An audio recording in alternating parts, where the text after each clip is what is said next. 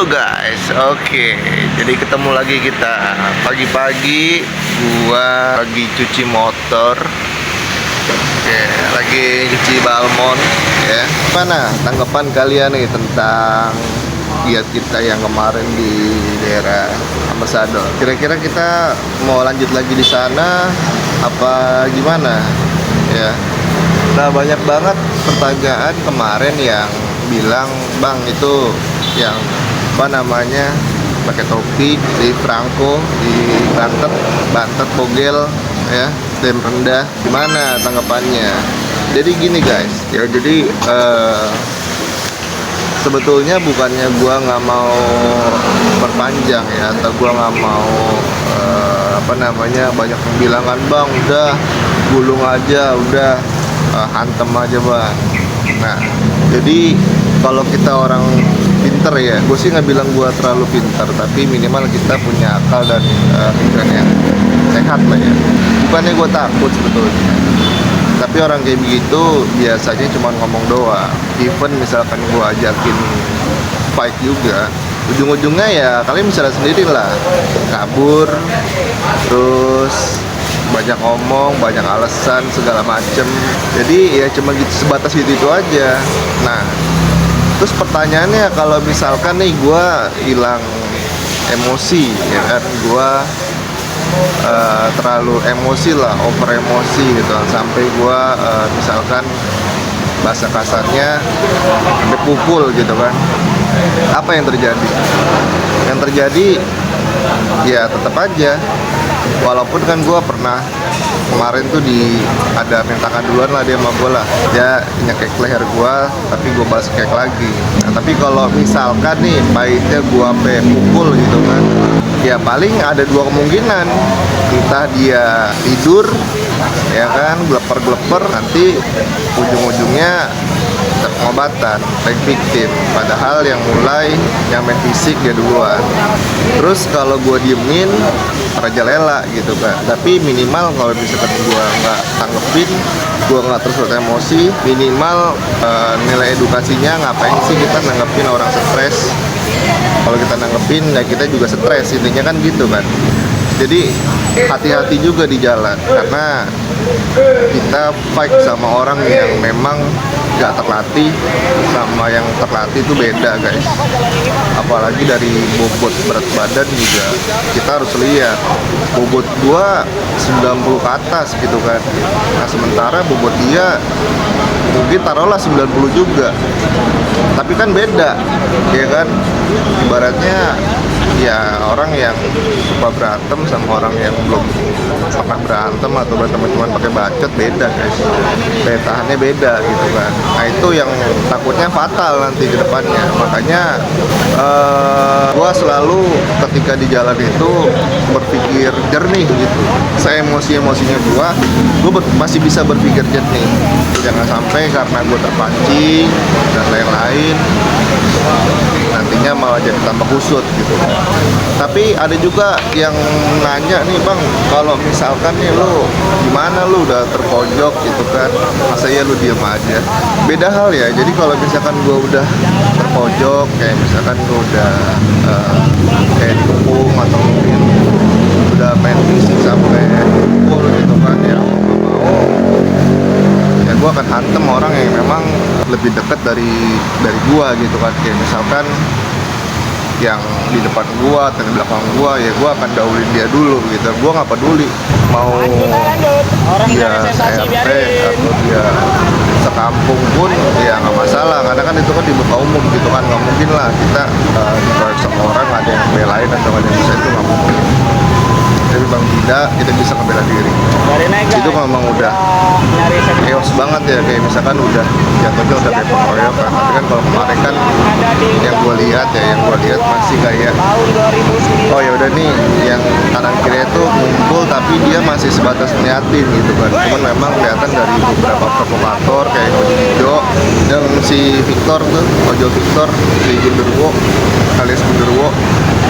Ini julukan ini bukan gue yang bilang ya, tapi ada beberapa tukang ojol tuh yang bilang, "Wah itu dia ojol tuh bang, si Victor namanya, kayak Genderuwo," kata dia. "Wah udah jual Genderuwo." Sama si perangko, si buntet, si batet ya kan. Nah dia bukan anak situ sebetulnya, karena anak situ kemarin gue juga udah sempat ngomong-ngomong sama si Bang Oce situ pas puteran, dia pun nggak masalah, malah dia ngedukung. Kayak udah bang, gulung aja udah, banyak kecelakaan apalagi pagi gitu kan. Coba kalian bisa ngeliat di konten gue dari yang part pertama yang di Ambassador sampai part keempat itu ada di situ Kamsi situ yang memang betul-betul rumahnya di situ. Nah si Bantet itu yang kemarin dia itu rumahnya nggak di situ, nggak tahu rumahnya di mana. Orang di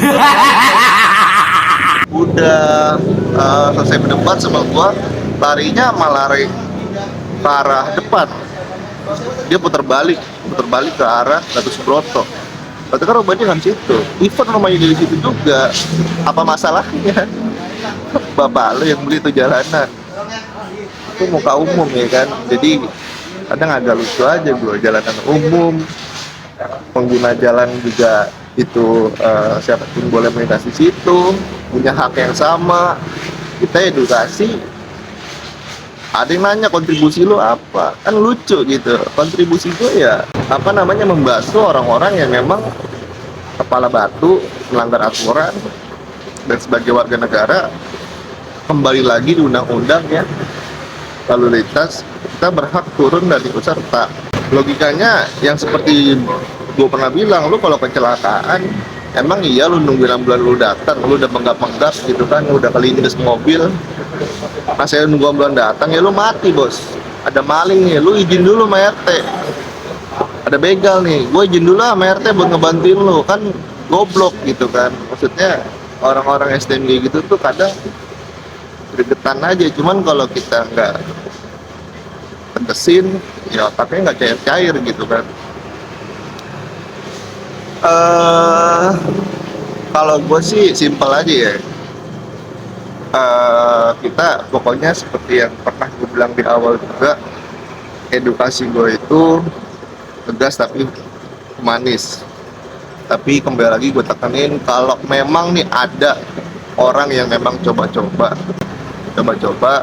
sekiranya ngetes gitu kan, ayolah. Tapi ya kalau bisa jangan di jalan lah, kita naik ke yang resmi lah, ke atas ring atau gimana gitu kan. Ya kalau bisa ada wadahnya lah, karena berantem di jalan itu resikonya cukup fatal. Kita nggak tahu lawan kita siapa, kita nggak tahu kondisinya seperti apa.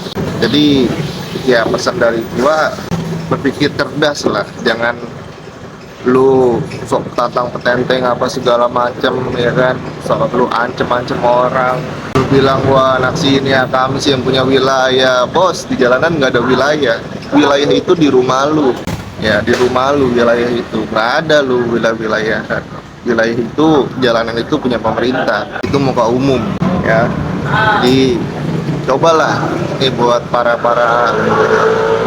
SDM rendah, oknum ojol. Gua nggak bilang semua ojol SDM-nya rendah ya, tapi kebanyakan ada beberapa oknum tuh yang sebetulnya mereka itu tahu gitu kalau itu salah, cuman karena ada 1-2 orang provokator yang menyulut emosi atau mungkin yang mengajak gitu kan, ayo nih ini orang konten doang nih segala macam, jadi dia kebawa-bawa gitu. Karena banyak juga ojol konten kreator yang menurut gua SDM-nya nggak rendah gitu kan, kayak youtuber tuh ada tuh, gue juga sering nonton si youtuber ojol tuh, siapa sih namanya ya bang, adalah pokoknya tuh si bang yang dia di Bogor tuh ojol, oh Juple. Nah gua respect tuh sama Juple, ojol tapi berkreasi, punya kreativitas gitu kan, terus bisa inilah menghasilkan gitu kan dengan caranya sendiri. Dan gue lihat juga dari cara ngomongnya juga oke lah, kita nggak kayak orang gajulan gitu kan. Dan banyak juga ojol-ojol yang menurut gue, yang pernah gue temuin, maksudnya punya wibawa lah dan punya pemikiran yang cerdas gitu kan. Kayak memang dia betul-betul nyari duit, yang memang dia tata aturan, banyak juga. Cuman ada beberapa oknum yang tadi gue bilang, yang apa ya, kayak ikut-ikutan gitu, sangat disayangkan sih menurut gua ya.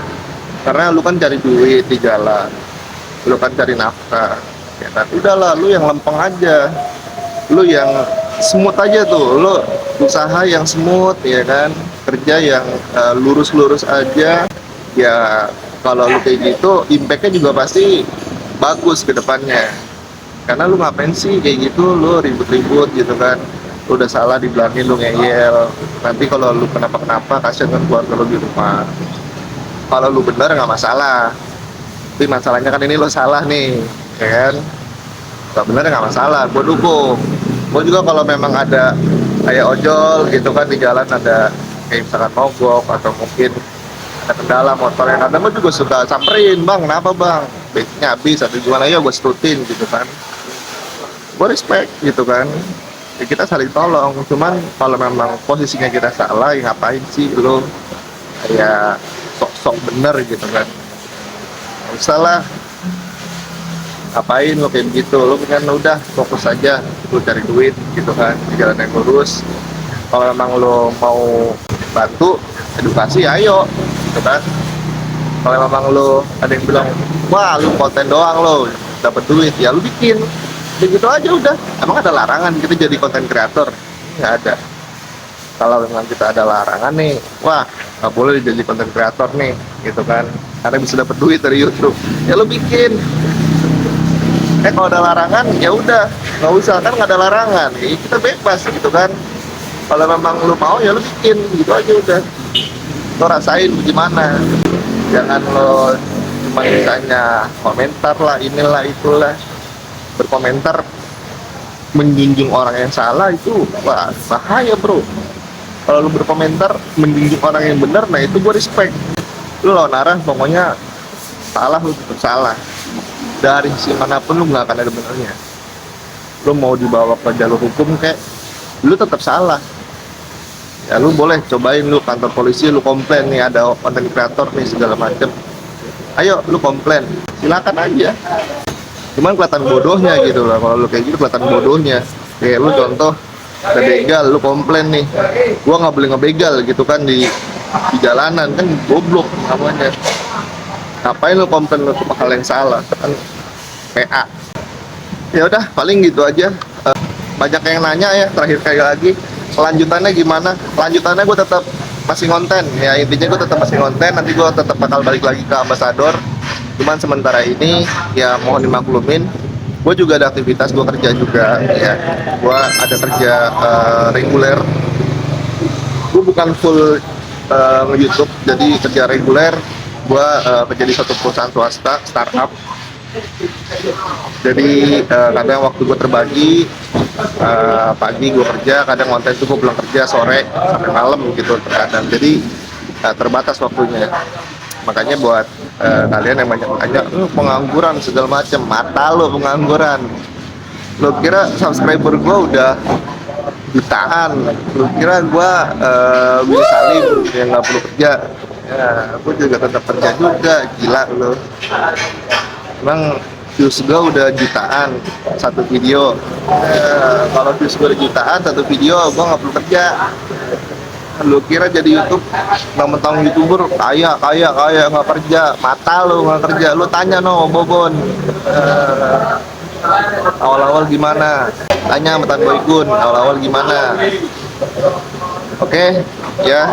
Jadi intinya gue tetap nanti bakal lihat lagi, bakal atur waktu lagi. Kemudian gue akan muncul lagi nanti di Ambasador dan di tempat-tempat lainnya, sambil gue survei mana tempat-tempat yang memang belum gue jelajahin. Karena banyak juga yang bilang, bang coba di Senen, bang coba di ini, bang coba di Tanah Abang, bang coba di daerah ini, daerah ini. Ya gue bakal tampung, nanti gue bakal pikirin waktu yang tepat dan hari yang tepat. Oke? Thank you dari gue, Brian. Ciao.